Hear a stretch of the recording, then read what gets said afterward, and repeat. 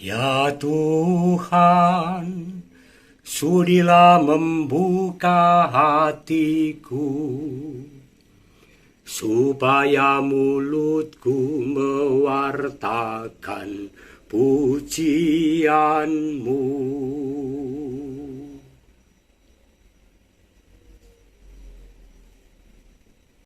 Saudari-saudara yang dikasihi oleh Tuhan, terus kita rayakan anugerah kehidupan. Masih dalam retret, saya sudah memperkenalkan Petrus dalam 5 bab pertama. Sekarang saya memasuki pada bab yang ke-8 unggahan YouTube saya selama retret itu. Sekarang kita akan melihat tokoh kedua sebagai para rasul, yaitu Andreas. Kita tahu bahwa Andreas itu saudara Petrus dan selalu disebut nomor 2 sesudah Petrus. Maka sebagai sosok yang kedua selalu disebut pada urutan awal-awal tokoh para rasul, artinya pasti Andreas juga punya posisi yang sangat penting di antara ke-12 rasul itu. Hubungan perkerabatan antara Petrus dan Andreas, sebagaimana panggilan mereka oleh Yesus secara bersama-sama, lihat Yesus memanggil mereka secara bersama-sama, jelas disebut dalam Injil Suci. Di sana kita membaca, dan ketika Yesus sedang berjalan menyusur Danau Galilea, ia melihat 2 orang bersaudara, yaitu Simon yang disebut Petrus dan Andreas, saudara Simon. Mereka sedang menebarkan jala di danau, sebab mereka penjala ikan. Yesus berkata kepada mereka, "Mari ikutlah aku, dan kamu akan kujadikan penjala manusia." Oh ya, catatan. Nama Andreas itu bukan nama Yahudi, tetapi nama Yunani Andreas itu. Padahal Andreas orang Yahudi, artinya apa?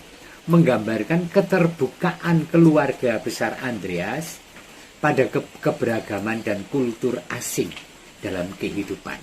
Ini menjadi catatan penting bagaimana Andreas bertumbuh di dalam iman kepada Yesus. Dari Injil keempat, kita dapat menemukan rincian lanjutan yang penting. Semula Andreas adalah murid dari Yohanes Pembaptis. Di sini sudah ditunjukkan kepada kita bahwa ia adalah seorang yang selalu mencari, seorang yang berbagi pengharapan Israel, seorang yang selalu ingin mengetahui sabda Tuhan, kehadiran Tuhan dengan lebih baik. Andreas sungguh seorang penuh iman dan pengharapan. Dan pada suatu hari, dari Yohanes Pembaptis ia mendengar bahwa Yesus adalah anak domba Allah. Tiung, tiung, tiung, karena dia adalah orang yang selalu mencari kan. Dan Yohanes memperkenalkan Yesus sebagai anak domba Allah. Maka ia langsung tergopoh-gopoh untuk mengikuti Yesus yang disebut anak domba Allah oleh Yohanes. Penginjil menulis, mereka melihat di mana ia tinggal, dan hari itu mereka tinggal bersama-sama dengan dia. Dari pengikut Yohanes lari menjadi pengikut Yesus sebagaimana diarahkan oleh Yohanes Pembaptis. Tampak di sini bahwa Andreas menikmati sekali kebersamaan yang begitu dekat dengan Yesus.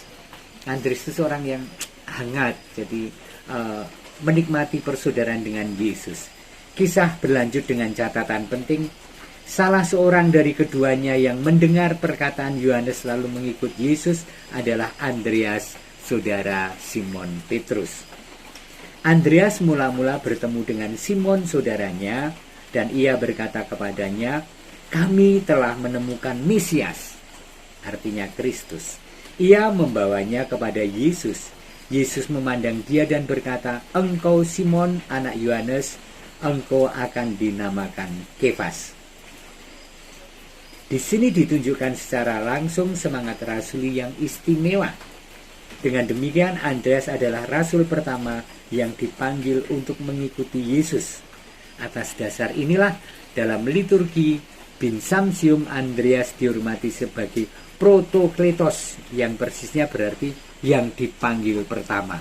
Ia dipanggil bersama Petrus. Protokletos. Protokletos, rasul panggilan pertama. Saudari-saudara yang dikasihi oleh Tuhan, tradisi Injil menyebutkan nama Andreas secara khusus dalam kaitannya dengan 3 peristiwa yang dapat kita perdulam. Maka kita akan memasuki 3 peristiwa Andreas. Pertama adalah pada kisah pergandaan roti di Galilea. Dalam situasi yang sulit, Andreas adalah orang yang mengatakan kepada Yesus mengenai adanya anak kecil yang membawa 5 roti dan 2 ikan, yang tentunya terlalu sedikit untuk jumlah besar orang. Dalam hal ini kita dapat menyoroti sikap realistik Andreas. Ia melihat anak itu dan ia pun menyampaikan pertanyaan, tetapi apakah artinya itu untuk orang sebanyak ini, katanya. Sebuah pertanyaan yang mengingatkan betapa tidak memadainya persediaan roti yang ada.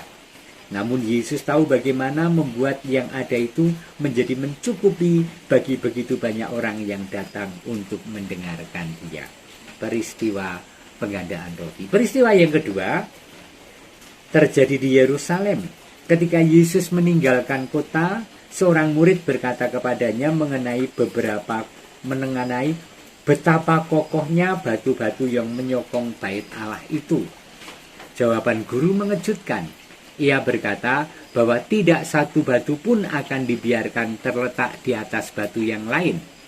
Kemudian Andreas bersama dengan Petrus, Yakobus dan Yohanes bertanya kepadanya, "Katakanlah kepada kami, bila manakah itu akan terjadi? Dan apakah tandanya kalau semuanya itu sampai kepada kesudahannya?" Atas pertanyaan ini, Yesus menyampaikan khotbah mengenai kehancuran Yerusalem dan tentang akhir zaman, serta meminta para murid untuk dapat membaca tanda-tanda zaman dan selalu berjaga. Dari peristiwa itu kita menyimpulkan bahwa kita tidak perlu takut untuk mengajukan pertanyaan kepada Yesus, dan sekaligus kita pun harus siap menerima ajaran yang dia sampaikan, juga kalau itu mengejutkan dan sukar. Kemudian berikutnya adalah dalam Injil juga disampaikan inisiatif Andreas yang ketiga. Tempat kejadiannya juga di Yerusalem sebelum sengsara Tuhan. Menjelang pesta Paskah, sebagaimana Yohanes tuliskan, datanglah ke kota beberapa orang Yunani yang kemungkinan adalah orang-orang proselit atau yang takut kepada Allah dan datang untuk beribadah kepada Allah Israel pada pesta Paskah. Andreas dan Filipus memiliki 2 nama Yunani, melayani orang-orang itu sebagai penerjemah dan pengantara kepada Yesus. Jawab Tuhan Yesus pada pertanyaan mereka sebagaimana dalam Injil Yohanes bernada teka-teki, tetapi sekaligus mengandung makna yang mendalam. Yesus berkata kepada kedua murid dan melalui mereka kepada orang-orang Yunani, "Telah tiba saatnya Anak Manusia dimuliakan. Aku berkata kepadamu, sesungguhnya jika biji gandum tidak jatuh ke tanah dan mati, ia tetap 1 biji saja. Tetapi jika ia mati, ia akan menghasilkan banyak buah." Apa arti semuanya ini? Yesus ingin mengatakan, ya, perjumpaan antara aku dengan orang-orang Yunani akan terjadi, tetapi tidak melalui pembicaraan singkat dan sederhana.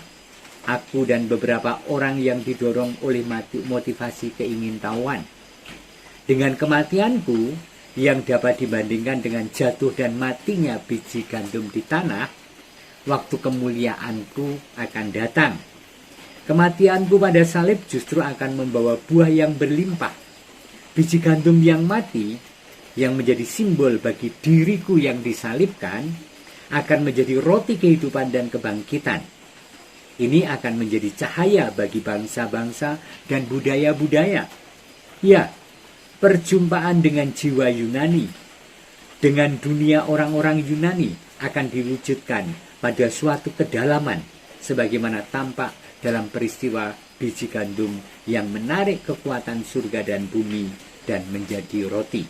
Dengan kata lain, Yesus menubuatkan gereja Yunani, gereja orang-orang kafir, gereja dunia sebagai buah dari Paskahnya. Tafsiran yang sangat menarik, sangat oke. Itu saja dulu tentang Andreas. Saya akan masuk pada bagian kedua tentang Andreas. Tuhan memberkati Anda dan keluarga, Bapa dan Putra dan Roh Kudus. Amin.